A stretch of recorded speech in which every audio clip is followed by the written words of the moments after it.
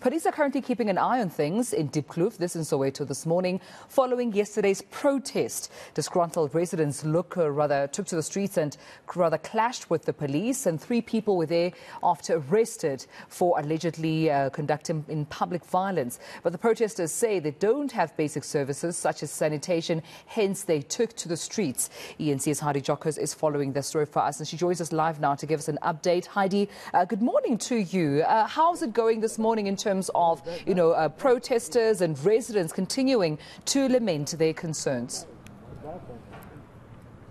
Yes, Tumelo, I must say it's a very different picture to what we saw yesterday, where we saw the community members clashing with police. It was a rather volatile situation, but it's a lot calmer this morning. We do know that there was some sort of action late last night, but police are, of course, on standby. We do see JMPD just further up, and we also see public order police as well here in Diepkloof, Soweto. But very calm. It's business.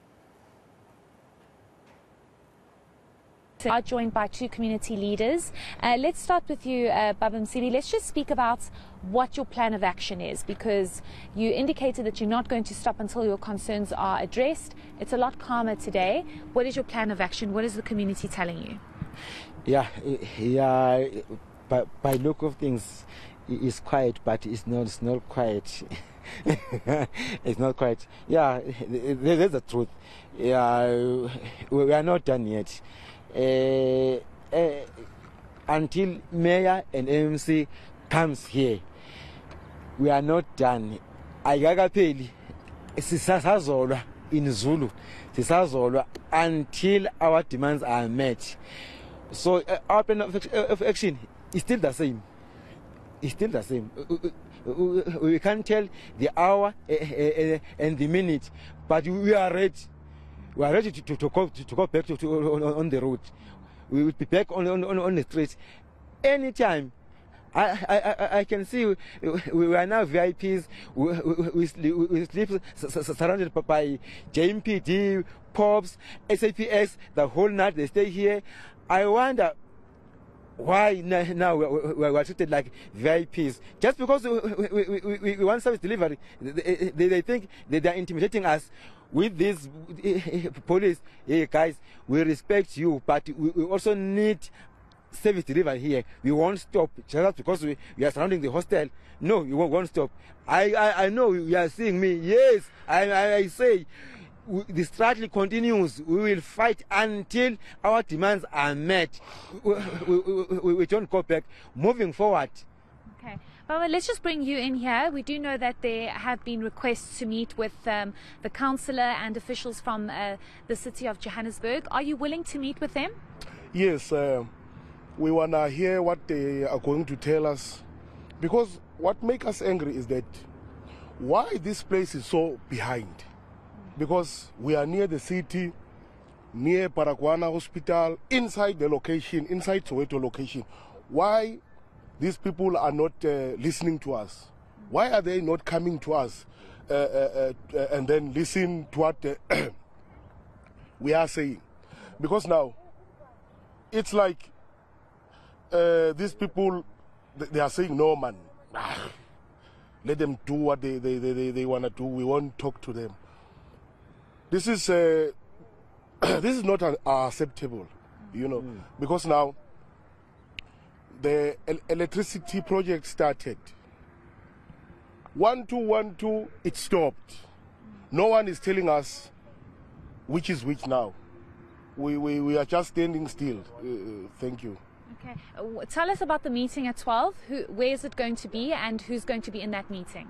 The meeting is at council offices at 12. They are saying we are meeting with City Power. We want to hear what they are going to tell us, together with the MMC of the housing. Yes, we are meeting at 12. Is the demand also not for these officials to come and address the community? We'll demand them. When they arrive there, we will tell them, don't tell us, tell the community. It's the community who is angry, and we are leaders. You must come and address the community. This thing of boardroom meeting, we are sick and tired of it. We are going to tell them, go there and tell the residents. They are the ones who are angry there. Go there and tell them. That's what we want. And we know they are calling us there in the courtroom. They're also hiding from the media. They don't want you guys to ask any questions. But eventually they will come here because we are going there to tell them to come and address the community. Thank you both so much for your time. We do appreciate it. That is, of course, two community leaders here in Diepkloof, Soweto Hostel. And I think it's imperative that the meeting is going to take place at 12. But as you heard, that they want these officials that are going to be in the supposed meeting to come and address the community, because at the end of the day, it's the community that's been crying out for intervention and for something to be done. Again, we weren't told of the time or the specific hour that the protest action will start again, but according to Baba Msibi, they will continue. So we'll just have to monitor that situation, Tumelo. Yeah, I mean, in as far as, of course, some of those concerns, Heidi, I'm sure they still remain. It's with regards to service delivery. If you could just bring some context into it, and also understanding and taking our viewers back to why and how these protests even began yesterday. Yes, exactly. Tumelo, I just want to add context, as you've asked for. The fact that at the heart of all of this is firstly not the first protest action that we saw erupting yesterday here in Diepkloof. It's probably the third in the last 3 to 4 weeks. And at the heart of all of this is the fact that they do not have electricity. A number of community members that we've spoken to have indicated that they've never had proper electricity. This area has never had electricity supply, and when they do have electricity, it's because it's been illegally connected, and the community has had no other option but to have electricity connected illegally. That's number one. Number two is the fact that they don't have adequate housing. They are subjected to dilapidated infrastructure, and the fact that nothing has been revamped or looked after, and they have about 11 people living in one room. This is, of course, what the community leaders have indicated. There are also no ablution facilities, so they basically all using mobile toilets, and there's a huge issue around water and sanitation. The fact that people are using one communal tap or 2 or 3 communal taps. Tami is going to show you those visuals now, where people gather.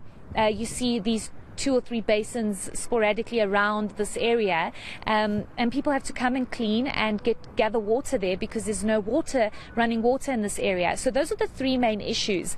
But I think what's also important is that as far back as 2007, if I'm not mistaken, there were new flats that were almost built, and older rooms in the hostels were demolished with containers being supplied. And then people were forced to, or told that they can move into the new apartments, but they would have to pay rent.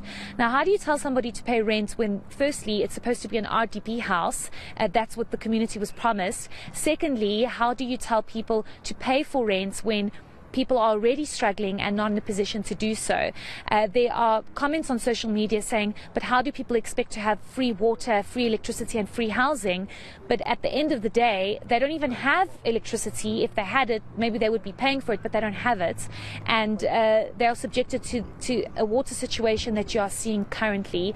And housing that is dilapidating. So that is mostly the big issue here in Diepkloof, and it's been long-standing. The one woman we spoke to yesterday was telling us this has been happening since the 1980s, where nothing has changed, and they've never had proper running water or electricity. No, 1980s being a very long time ago, Heidi. And we saw those frustrations, right, yesterday, not only with the community members throwing stones at the police, but also a rock being thrown into one of the media cars. How was that situation then resolved? Because I remember yesterday you know, saying this, and this was very important, that the media was there to cover and amplify, you know, their story and their voice in terms of trying to get the attention of government officials. Do we know at this stage how that impasse with the media then was resolved? Yes, so we did actually ask Baba Msibi to explain that, and maybe I can just ask him again. So the concern is that the media were slightly attacked yesterday, and I know you did apologize and you said it was rather unfortunate, but from my understanding and from what I saw, it was not deliberate. it was just the community reacting to the police force, and they unfortunately did not realize that that was media. Maybe just explain that, because at the end of the day we are here to report on what's happening, and we should not be under attack ever. Yes. Yeah. Oh, yeah. You were not attacked deliberately. It was a reaction to the police. The police shoot with the rubber bullets to the residents. So just because your cars were along with the police, so they didn't understand this is media, this is police. They didn't differentiate. So again, we apologize on that one, and we address to the residents, and they are so sorry about that. It will never happen again. The media is welcome, and you remember, even after that, we all went inside hostel. Even after that incident, we went in nice freely, all of you guys, to show that there's no attack against you. It was that incident reaction was directed to the police. Yeah, because the police were shooting the residents with rubber bullets. So the residents were angry to just attack you. Yeah. Thank you for that clarity. And as I mentioned, Tumelo, it was not deliberate, and we have been really, if I could say, looked after. We've been taken into the community, and we've been able to engage with community members and community leaders, and shown around as to what the real issues are. Because at the end of the day, it's also the attention of the media and the pressure that the media is going to put on these officials. Because what's very shocking, I must say, having covered the story, is that no official has stepped foot into Diepkloof hostel to engage with this community. They feel forgotten, they feel disrespected, they feel neglected, and they obviously just need attention and something to be done about this. But I must say it's a lot calmer, and we do hope that there will be no repeat of what happened yesterday. Well, of course, Heidi, indeed, that's everyone's hope, that no one gets harmed or injured, especially during this time, an important, sensitive time between the residents and government officials, where they'll be trying to pave and carve a way forward in terms of resolving some of the concerns there and bringing service delivery to Diepkloof, which is what residents are asking for. Well, Heidi, we'll leave it there. And that's my colleague Heidi Giokos up for us in the Diepkloof hostel out in Soweto.